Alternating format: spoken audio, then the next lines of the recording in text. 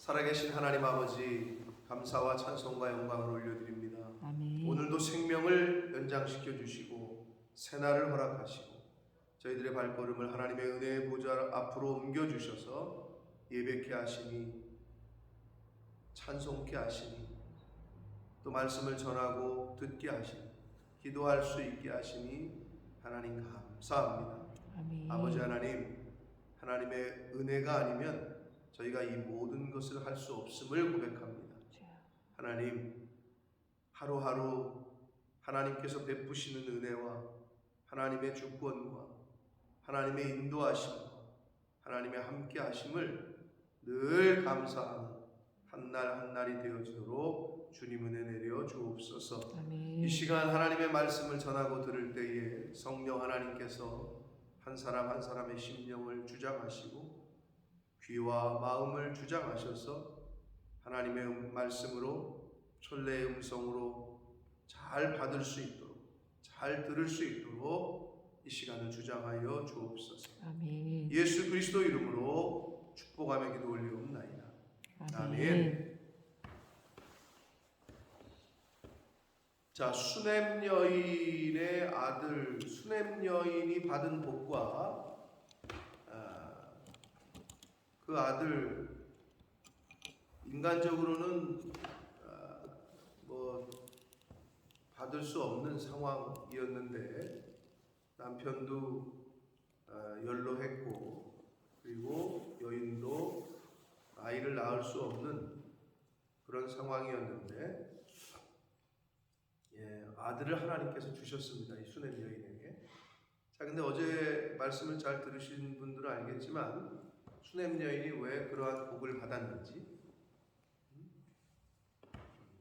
자기네 동네로 지나다니는 엘리사를 유심히 봤고 그가 주의 일을 감당하는 하나님의 사람이라는 것을 알았고 지나갈 때마다 대접을 했고 섬겼고 그것도 모자라서 아예 자신의 집에 그의 거처를 마련해 줬다.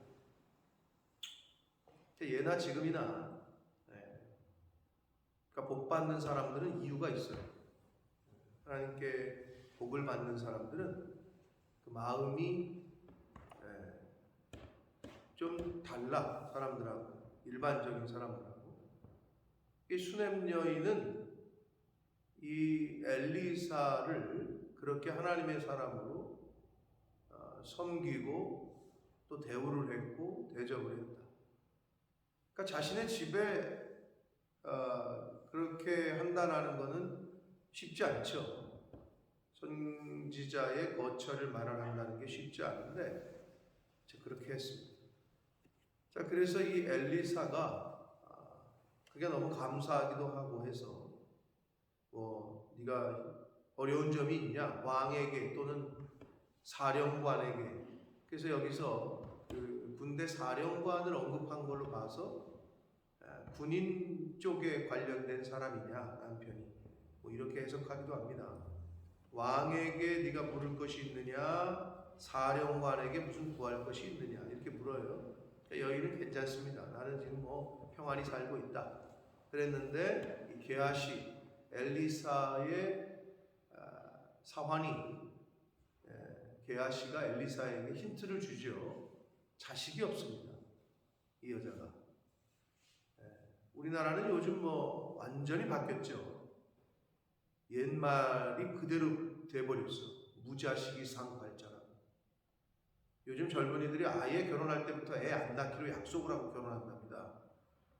부모님들이 들을 때는 어떨지 모르겠지만. 근데 또 요즘은 부모님들이 그래, 니네끼리 잘 살아, 이렇게 변했대요. 애 낳지 말고 그냥 니네끼리만 잘 살아.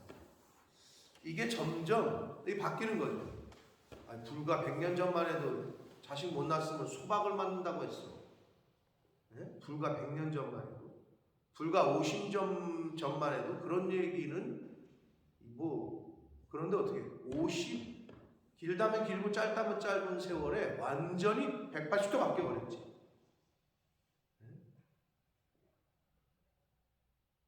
그게 뭐라고요? 그게 컬처라고 했어요. 컬처의 반대말. 컬처가 뭐야? 은비야. 한국말로. 문화지. 문화의 반대말이 뭐야? 컬처의 반대 영어가 뭐야?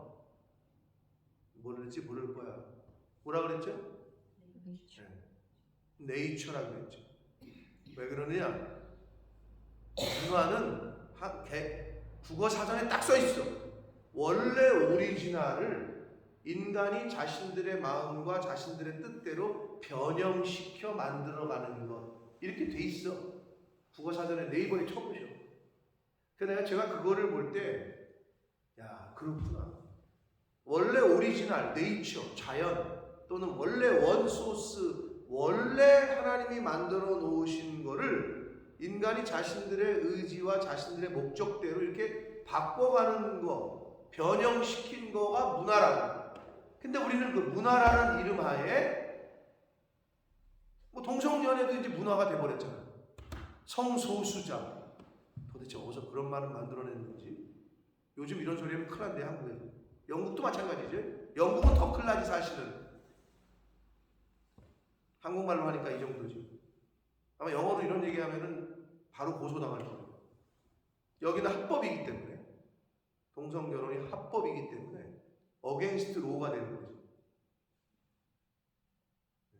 한국도 지금 뭐 대선이 근데 내년 3월인데 계속 묻는 게 그거야. 차별금지법 어떻게 할 거냐. 이제 대선 주자들한테 정치적으로 이 사람들은 이제 고려를 해야죠. 표를 얻어야 되기 때문에. 기독교 쪽의 표를 의식할 거냐, 아니면 다른 표를 의식할 거냐. 노동계의 표를 의식할 거냐, 부자들의 표를 의식할 거냐. 그 사람들은 그냥 표에 따라 하는 거고. 아무튼 이 문화라는 거는 그렇단 말이에요. 많이 변했어요. 그리고 계속 바뀌어가요. 이 여인이 자식이 없는 거는 그 당시에 어떻게 보면 저주 받은 것까지라고도 생각을 하던 당시야.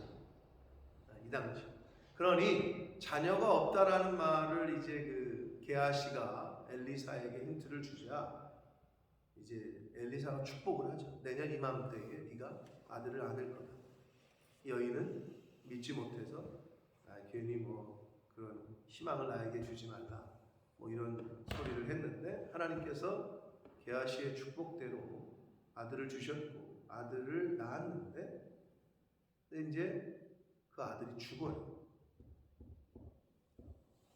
여러분, 일반적으로 하나님의 자녀들에게 있어서의 당하는 고난과 어려움은 하나님께서 연단을 하시기 위한 것이 이유가 큽니다. 자기를 살폈을 때 물론 내 죄로 인한 어려움이냐 연단이냐, 내가 고의적으로 범한 그런 죄 때문이 아닌 것은 하나님이 연단시키시려고 주시는 게 맞다. 자, 그래서 그 아이가 죽어. 근데 이 여자 수넴 여인의 행동이, 여러분 이제 어제 말씀을 잘 들으셨으면 이제 쭉 따라오실 텐데, 여인의 행동이 유별나.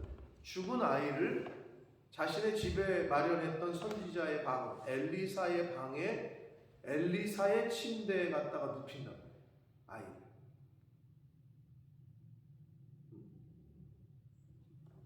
여러 가지 이유가 있을 수 있겠습니다만, 제가 어제 말씀드린 대로 엘리사를 통해서 자식을 얻었으니까 어떻게 보면 그 여인의 엄마의 마음 속에는 이 아이, 죽은 아이도 엘리사가 살릴 수도 있겠다라는 믿음이, 막연한 믿음이 있었을 것으로 보여져요. 또 하나, 그 열왕기상 17장에 보면 수넴 여인하고 엘리사에게는 수넴 여인이고 엘리야에게도 동일한 사건이 있었죠. 엘리야는 누구를 살렸어요?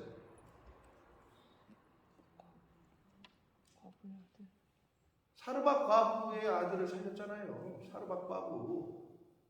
엘리야 하면은 사르밧 과부가 늘 따라오는 거고, 엘리사 하면은 수넴 여인이 따라오는 거예요. 그냥 그렇게 아시면 돼요. 사르밧 과부 이야기는 뭐 너무 많이 들었잖아. 뭐 떡반죽 그릇에 뭐 밀가루 그릇에 엘리야를 그렇게 공개했더니, 그랬더니 그 아이가 죽었는데 엘리야가 아이를 살리는데 거기 나와요. 동일하게 엘리야가 자신의 침상에 아이를 눕혀 그리고 고쳤단 말이에요. 수넴 여인이 이렇게 한 행동은 엘리야의 그 이야기를 들었을 수도 있다라고 이제 학자들은 추측을 합니다. 이 여인이 죽은 아이를 어떻게 보면 손님방인데 그 엘리사의 방 안에 눕혔단 말이에요. 자, 그리고 한 행동은 바로 엘리사를 찾아갑니다. 갈멜산에 있는 엘리사를 향해 나아가요. 그래서 갈멜산으로 가서 하나님의 사람에게로 나아갔다라고 어제 말씀이 거기서 끝났습니다. 그래서 뭐라 그랬습니까? 여러분이 해결할 수 없는 문제, 해결할 수 없을 때 어떻게 해요? 포기하면 쉬운데 포기도 안 되는 어떤 문제들 하나님께 나아가셔야 돼요. 아멘. 그게 답이에요. 이 여인은 하나님께 나아가고 있는 거예요. 하나님의 사람에게로 나아가고 있다. 그럼 오늘날 어떻게 해요? 하나님께로 나와야지. 교회 와야지. 교회 와서 갈멜산에 가시겠어요? 물론 산에 가셔도 좋아요. 한국에 이게 참 성경을 보면 볼수록 이스라엘의 문화와 우리 한국의 문화가 비슷한 게 많다고 했는데 성경에 많은 인물들이 이제 예수님이 산 좋아하시잖아요. 한적한 곳으로 나아가셔서 산에 가서 기도하시고, 겟세마네 물론 그건 동산이긴 하지만 산에 가시다. 모세 하면 호렙산, 시내산, 갈멜산에 엘리야. 이 산에 간단 말이에요. 우리나라 산에 기도원이 많잖아요. 삼각산에 가서 기도했다, 뭐 수락산, 칠보산 기도원, 은비 기도원 가봤니? 산에 가봤어? 산에 있는 기도 수련회? 혼자 이렇게 가방 짐 싸들고 산에 가서 기도원 가서, 근데 기도원은 조심해 잘 가야 돼. 요즘 하도 이상한 데가 많아가지고 산마다 기도원이 있어요, 우리나라는. 자, 그런데 산에 나아갔다는 얘기는 바로 하나님에게 나아갔다. 그리고 이 수넴 여인은 엘리사가 있는 곳, 하나님의 사람이 있는 곳으로 나아갔다는 얘기죠. 근데 보면 어떤 문제가 있는데도 하나님을 찾지 않는 사람들이 있어요. 그리고 주의 종에게 알리질 않아요. 하나님의 사람에게로 나오질 않아요. 여러 이유가 있겠지만 본인만 손해요. 아니, 목사가 알아야 기도를 하고 알아야 하나님께 묻고 같이 기도를 하고 뜻을 구하지, 길을 찾지.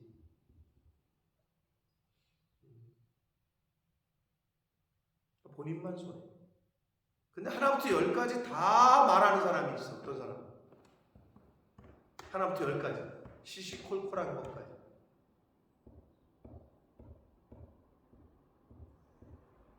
이 수넴 여인은 그러한 믿음이 있었던 거예요. 그래서 지금 아이를 엘리사의 침상에 눕혔고 엘리사를 찾아서 갈멜산까지 간 거예요. 자, 그래서 드디어 만납니다. 이제 오늘 말씀이에요. 드디어 만나. 근데 보니 엘리사가 이렇게 보니까 수넴 여인이 오는 게 보여. 그래서 게하시에게 말하기를 너는 달려가서 그를 맞아라. 엘리사가 수넴 여인에 대한 관심과 사랑이 크다는 걸 알 수 있죠. 자기의 종을 빨리 달려가서 그를 맞이해라. 관심과 존중을 엿볼 수 있습니다. 그러면서 묻습니다.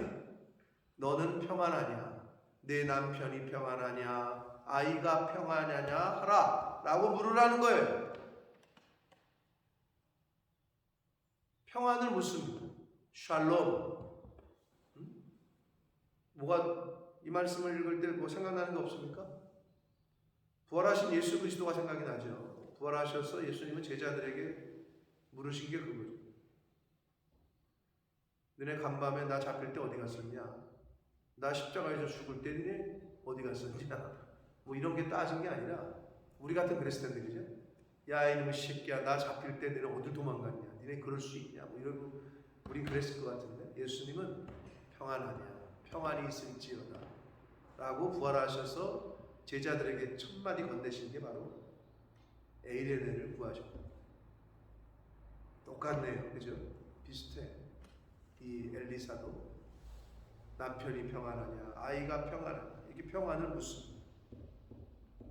그랬더니 지금 이 여자가 평안합니까?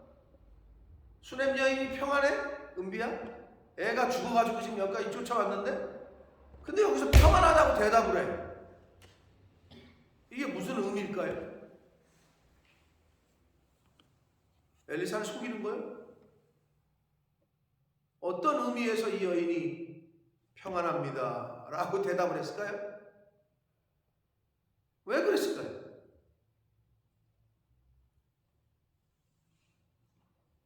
믿음의 표현이었을 것으로 봅니다.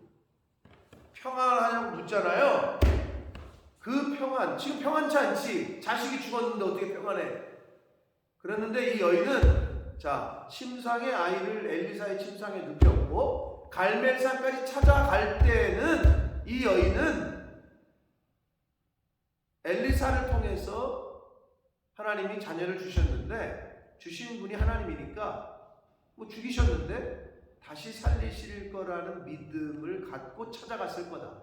그래서 평안하냐고 묻는 그 평안에 대한 질문에 평안할 거라고 믿고 평안합니다.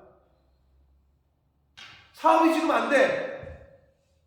사업이 지금 망하기 일보 직전이야. 근데 목사님이 가다가 들리셔가지고 어떻습니까? 아, 망하기 죽기 일보 직전이에요. 문 닫기 일보 직전이에요. 이렇게 얘기해도 똑같은 상황이고 앞으로 잘 될 겁니다. 잘 될 줄 믿습니다. 이래도 똑같은 거예요. 안 되는 건 똑같아요. 근데 어떻게 바라보느냐. 아유 이제 목사님 와서 이렇게 기도해 주시니까 잘 될 줄 믿습니다. 어차피 안 되는데. 수냄 여인의 마음이 믿음이 그랬을 거예요. 평안을 묻는 주의 종에게 평안합니다.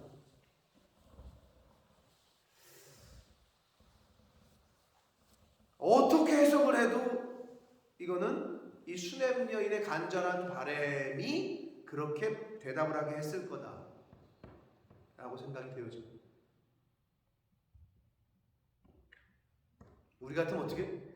죽었어요. 애가 죽었어요. 어떡하면 좋아요? 내가 달라 그랬어요. 물론 그 말을 하죠. 내가 달라 그랬어요. 뭐 줄 때는 언제고 뺏어갈 때는 언제예요? 또 시작해가지고. 여러분 성경에 보면 이렇게 하나님의 은혜를 입고 복을 받는 사람들은 뭔가 다른 점이 있거든요. 그거를 내 거로 삼고 그 믿음을 내 믿음으로 삼는 게 똑똑한 사람들이야. 성경은 성경이고 나는 나고 이러지 마시고. 저는 그래서 이 여인이 대답하되 평안합니다. 아니 어떻게 평안하다고 대답을 했을까? 계속 묵상이 되더라고요. 여러분 어떠신지 모르겠지만 진짜 자식이 죽어도 평안합니까? 근데 진정으로 하나님을 믿는 사람들은 그럴 거예요. 남편을 데려가셨어. 평안할까요, 마음이? 근데 진짜 하나님을 믿는 사람들은 물론 슬프겠지, 인간적으로. 그러나 세상 사람들이 알 수 없는 평안함이 이 말이라고 믿습니다. 이 여인이 거기까지 나아갔던 것 같다는 생각을 합니다. 범상치가 않죠. 그러니까 주의 종을 알아보고 섬기고 자신의 집에 거처까지 마련할 정도니까 보통 영적으로 분별력이 있는 여인은 아니었을 거다라고 생각이 되어져요. 산에 이르러 하나님의 사람 27절입니다. 사람에게 나아가서 그 발을 안아요. 안았다고 표현되어 있는데 끌어안다 그리고 붙잡다 달라붙다 이런 뜻이거든요. 영국 사람들도 그런지는 모르겠습니다. 한국 사람들 왜 제가 자꾸 이 이스라엘과 우리나라가 비슷하다고 하냐? 여러 가지가 비슷한데 여기 이것도 비슷하죠. 우리가 뭐라 그래요? 아니 왜 이렇게 바짓가랭이를 붙잡고 늘어져? 누군가에게 간절히 부탁할 때 바짓가랭이 붙잡는다고 그러잖아. 지금 딱 그거 하는 거야. 지금 이 여인이 바짓가랭이를 딱 붙잡고 지금 늘어지는 거야. 영국 사람들도 그럴까요? 뭔가 부탁할 때 바짓가랭이를 붙잡고 그냥 그러나? 왠지 영국 사람들은 도도해가지고 안 그럴 것 같은데 우리나라 사람들은 그랬다. 바짓가랭이를 붙잡고 늘어져.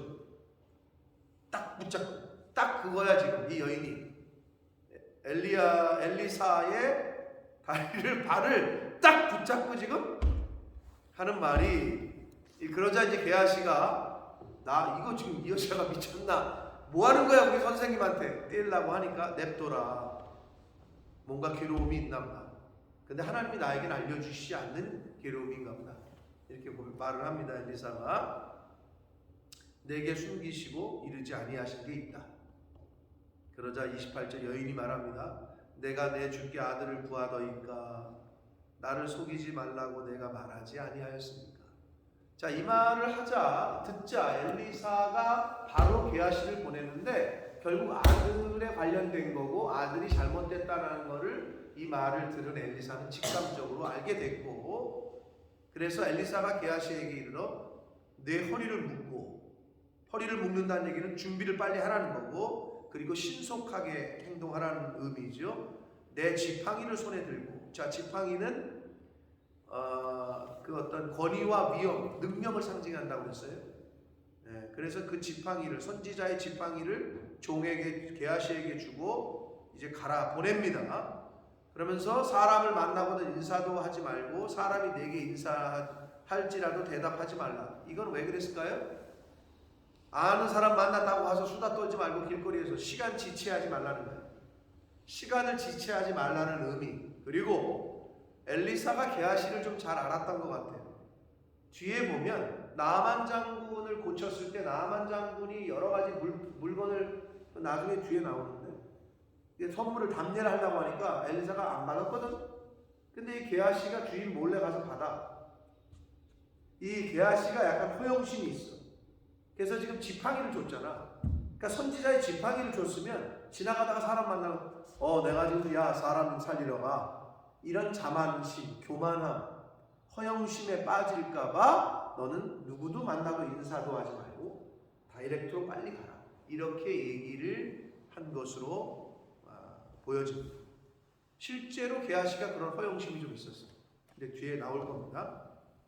자, 그래서 사람이 내게 인사할지라도 대답하지 말고 너는 가서 내 지팡이를 그 아이 얼굴에 놓으라 라고 말을 해요. 자, 그런데 이 수냄 여인, 이 아이의 엄마가 여기서 그 다음 절에 보면 아이의 어머니가 이르되 30절 여호와께서 살아계심과 당신의 영혼이 살아계심을 두고 맹세하노니 내가 당신을 떠나지 아니할 겁니다. 엘리사가 이에 일어나 여인을 따라간다. 이게 무슨 말이에요? 지금 엘리사는 게하시를 통해서 자신의 지팡이를 하나님의 능력으로 권위로 상징되는 지팡이를 보내서 어떻게 하라고 알려줬어요. 근데 이 여인은 이게 이 믿음이 있는 듯한데 이게 백부장의 신약에 나오는 백부장의 믿음이나 하고는 좀 다른 조금 결이 다르고 조금 다른 믿음이야. 믿음이 있긴 있었는데 엘리사가 게하시를 통해서 자신의 능력으로 대변되는 지팡이를 아이의 얼굴에 놓으라. 백부장의 믿음이었으면 어떻게 해야 돼요? 신약성경에 나오는 백부장의 믿음이었으면 제가 집에 돌아갔을 때 아이가 다시 살 줄 믿습니다. 이게 백부장의 믿음이에요. 아유, 뭘 직접 가십니까? 종에게 명령해서 내가 오라 그러면 가고 가라 그러면 가는데 말씀만 하시옵소서. 이게 백부장의 믿음이거든. 근데 이 여인은 아니야. 엘리사 당신이 가야 되는 거지. 아니 무슨 부목사님을 보내요. 담임 목사님 오셔야지. 이런 분들이 있어요. 가끔 보면. 아니 날 무시하시는 거야. 왜 전도사님을 보냈어? 아니 전도사님은 주의 종이 아니야. 응? 딱 이 여인이 그래. 그러면 엘리사를 통해서 하실 줄 믿습니다. 이렇게 믿고 그냥 했어야 되는데 이 여인이 직접 가셔야지. 난 당신이 직접 안 가면 난 여기 이 산에서 안 내려간다 이 말이거든. 그러니까 어떻게 엘리사가 그 말을 딱 듣고 안 되겠다. 직접 가요. 자, 근데 여기서 성경에서 이제 우리에게 주시는 교훈이 있는 게 뭐냐면, 자 그러면 엘리사가 지팡이를 쥐어서 보냈잖아 게하시를. 그래서 게하시가 가가지고 아이 얼굴에 하라는 대로 놨어. 근데 은비야 났어 안 났어? 애가 살았어 안 살았어? 안 살았지. 자 그럼 여기서 퀴즈다 여러분. 그럼 엘리사가 실수한 거예요? 엘리사가 잘못 짚은 거예요? 게하시를 보냈으면 안 되네. 본인이 직접 내려갔어야 되네. 여러분 성경 읽을 때 어때요? 그렇게 생각이 돼요? 엘리사가 그럼 잘못한 거냐고. 게하시를 통해서 지팡이를 보내기. 안 맞잖아. 왜? 여인이 믿었으면 그 믿음대로 나았을 그렇죠. 텐데. 초점은 그거예요. 여인이 게하시 엘리사가 하는 그 행위, 종을 통해서 지팡이를 얼굴에 놓으라 그랬다. 그럼 그거를 그대로 믿었으면 나았을 거야. 그랬는데 이미 이 여인은 불신을 했어. 엘리사 주의 종의 그 방법을 이미 불신하고 나는 당신이 가야 될 거라고 믿는다라고 믿었기 때문에, 그래서 엘리사가 딱 보고 이건 안 되는 거야. 그래서 안 된 거예요. 여러분 그런 어떤 크리티컬 포인트가 있는 거예요. 지금 이게 엘리사의 방법이 실수가 아니라 이 여인이 믿지를 않았어요. 엘리사의 방법. 그게 여기서 주는 교훈이에요. 그래서 게하시가 아니 저기 주인이 하라는 대로 했는데 애가 안 일어났는데요? 오니까 그 얘기를 하는 거야. 안 일어나지 당연히. 여자가 믿질 않았는데. 하나님의 능력은 우리의 믿음이 부합될 때 일어납니다. 아멘. 네. 그러니까 우리는 이럴 때가 있죠. 하나님의 능력은 믿지도 않으면서 계속 하나님의 기적을 바래요. 아니 기적을 경험하려면 믿으라니까. 믿어야 기적이 일어난다니까. 믿어야 하나님의 능력이 나타난다니까. 부러워만 하지 말고 저 집은 어떻게 저렇게. 믿어야지. 그만한 믿음이 준비되어 있어야지. 이 여인은 믿질 않았어요. 그래서 엘리사가 가야 된다고 생각한 거예요. 엘리사가 내려갔습니다. 그러자 게하시가 그 말을 하죠. 아이가 깨어나진 않습니다. 엘리사가 32절 봅니다. 엘리사가 집에 들어가 보니 아이가 죽었는데 자기의 침상에 눕혔는지라. 이게 그 여인의 믿음인 거죠. 엄마의. 자 33절 들어가서는 문을 닫으니 두 사람뿐이다. 자 문을 닫는다는 표현 4장 4절 말씀에서도 제가 말씀을 드렸어요. 지난 주일날 말씀 4장 4절에 두 아들과 함께 문을 닫고 하나님의 기름의 그 역사를 나타내실 때, 기적을 보여주실 때 문을 닫아야 돼요. 세상으로 열린 문을 닫지 않고는 하나님께로 나아갈 수가 없다. 집중하기가 어렵다. 문을 닫는다는 표현이 그런 표현이라 했어요. 여러분 이런 경우가 있죠. 한쪽을 끊어야 되는데 양다리 걸치는 건 그런 거죠. 이쪽을 닫아야 여기를 온전히 집중하는 건데 여기를 열어놓고 이렇게 보고 있어. 그럼 왜 이걸 왜 열어놨어? 이쪽도 한번 보고 싶으니까 열어놓는 거 아니야. 왜 안 끊어? 아니 여기도 이렇게 하다가 여기도 그게 양다리 아니야. 이걸 닫아야 되는데 닫질 않아. 열어놔 이렇게 열어놔. 그리고 이렇게 보다가 이렇게 한번 보고 이런 신앙생활을 하면 안 된다. 아니 그런데 무슨 역사가 일어나겠어? 닫아야지 완전히. 응? 그래서 그 문을 닫는다는 의미가 그런 의미가 있어요. 두 사람뿐이야. 엘리사가 하나님께 기도합니다. 자, 그리고 나서 이제 34절, 35절에 하는 행동이 아이 위에 엎드려 자기 입을 그의 입에, 자기 눈을 그의 눈에, 자기 손을 그의 손에 대고 그의 몸에 엎드리니 아이의 살이 차차 따뜻해졌다. 엘리사가 내려서 집안에서 한번 이리저리 다니고 나서 아이 위에 올라 엎드리니 아이가 7번 재채기를 하고 눈을 떴다. 한간의 자유주의 학자들은 이거는 주술행위다. 무슨 이거는 주의 선지자가 할 행동이 아닌 것 같다. 당시에 유행하던 주술행위를 한 거다. 이렇게 해석을 하는 학자들도 있어요. 자, 그런데 다른 여러 문헌을 찾아봐도 이 엘리사의 한 행동은 엘리야가 왕상 17장에서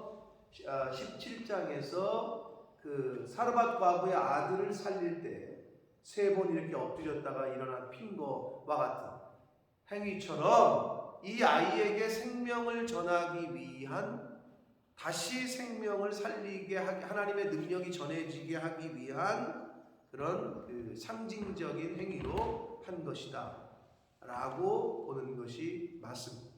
그러니까 간절한, 자신을 통해서 하나님의 능력이 이 아이에게 생명이 전달되도록 하기 위한 모습이었다 라고 보시면 돼요. 자, 그러자 아이가 7번 재채기를 하고 눈을 떴다 그랬는데, 자, 7번은 히브리 문학에서는 완전수를 뜻하죠. 그러니까 완전히 회복하고 소생한 것을 의미합니다. 자, 그래서 36절 엘리사가 게하시를 불러 저 수넴 여인을 불러오라 하니 곧 부름에 여인이 들어가니 엘리사가 이르되 내 아들을 데리고 가라. 37절 여인이 들어가서 엘리사의 발 앞에서 땅에 엎드려 절하고 아들을 안고 나가니라 라고 말했습니다. 자, 이 수넴 여인이 아들을 품에 안았을 때의 기쁨과 죽은 아들을 다시 품에 안았을 때의 기쁨과 어떤 게 더 클 것 같아? 은비는 아직 애를 안 낳아서 모르니까 어때요? 승혁이를 안았을 때와 승혁이가 죽었다가 다시 살아났을 때 어떤 기쁨이 더 크겠어요? 두 번째. 후자겠죠? 네? 네. 아직 안 죽어서 모르겠어. 애가 죽었다가 다시 살아났는지 모르겠는데 생각을 해볼 때, 자, 그러면 클라이막스가 죽은 아이들이 다시 부활한 거지. 이 클라이막스까지 가기까지 수넴 여인이, 하나님께서 수넴 여인에게 주시는 복이 점점점 이렇게 커지고 있는 건데, 이 스토리가, 이 여인이 가장 큰 그러니까 은혜라고 할 수 있는 죽은 아들이 다시 살림을 받는 그 기적과 은혜를 경험하게 된 출발점은 어디예요? 주의 선지자를 공개하는 것에서부터 시작합니다.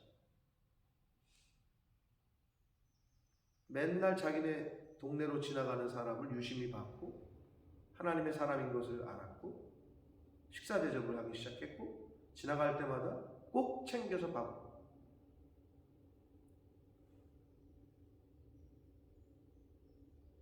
여러분 제가 이렇게 한국 가면은 꼭 챙겨서 연락을 하는 사람이 있어요. 그게 이렇게 보면 보여요. 그러니까 내가 연락하기 전에 어떻게든 알아가지고 연락을 해가지고 만나자고 하는 사람이 있어요.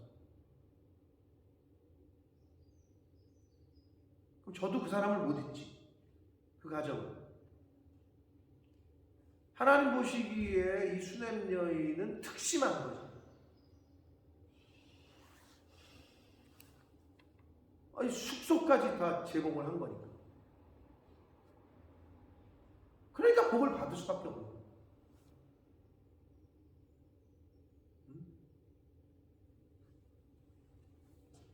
사르밧 과부도 그랬고 이 수냄 여인도 마찬가지. 자, 엘리야의 사르밧 과부, 엘리사와 수냄 여인, 주시는 교훈은 거의 동일합니다.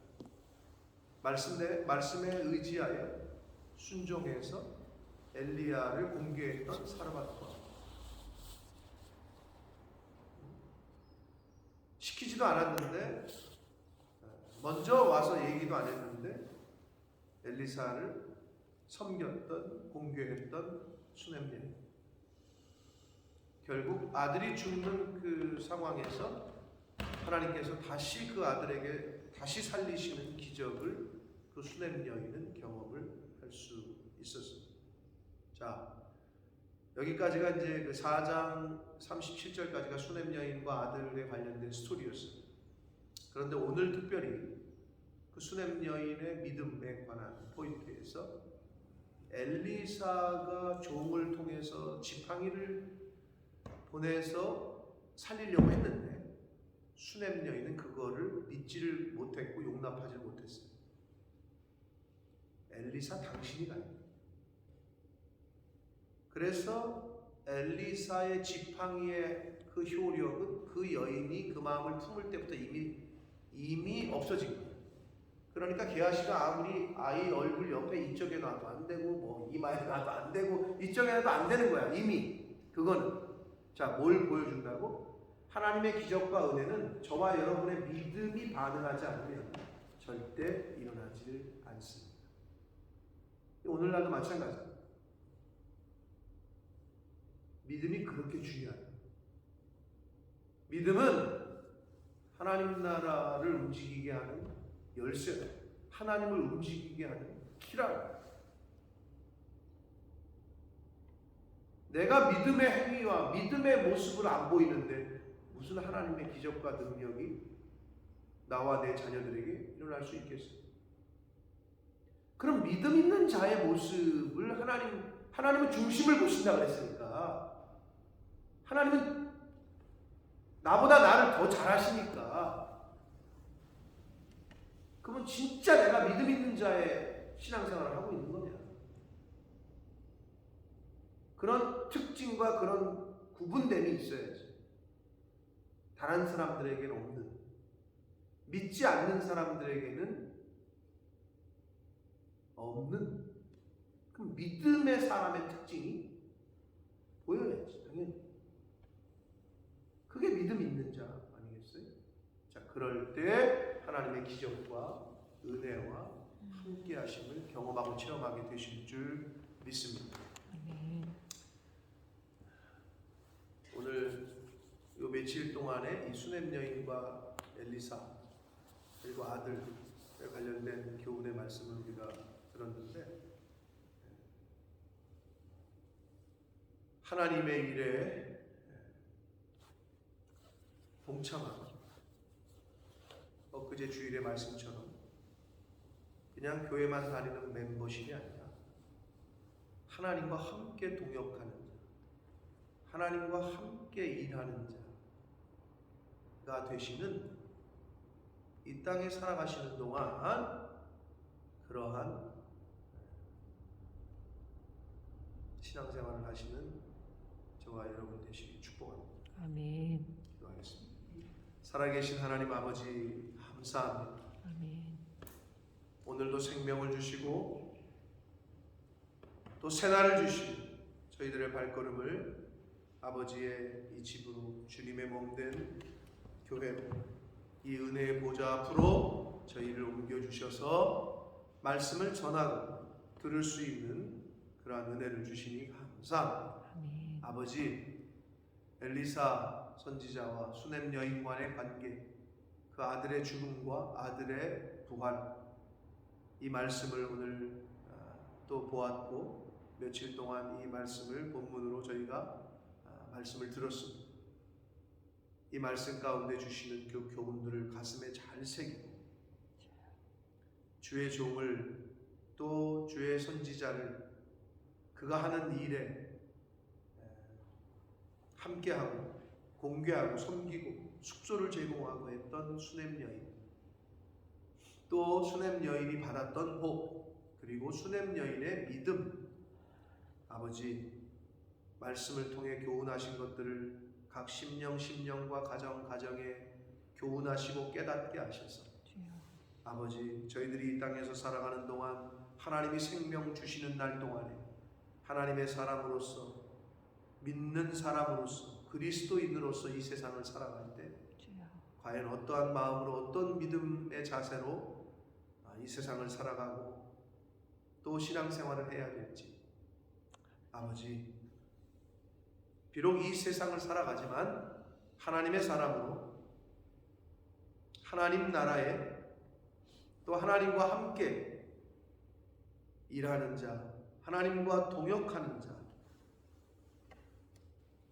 바로 그러한 사람이 내가 될 수 있도록 우리 가정이 되도록 주여 은혜 내려 주옵소서. 아멘. 예수 그리스도 이름으로 축복하며 기도 올리옵나이다.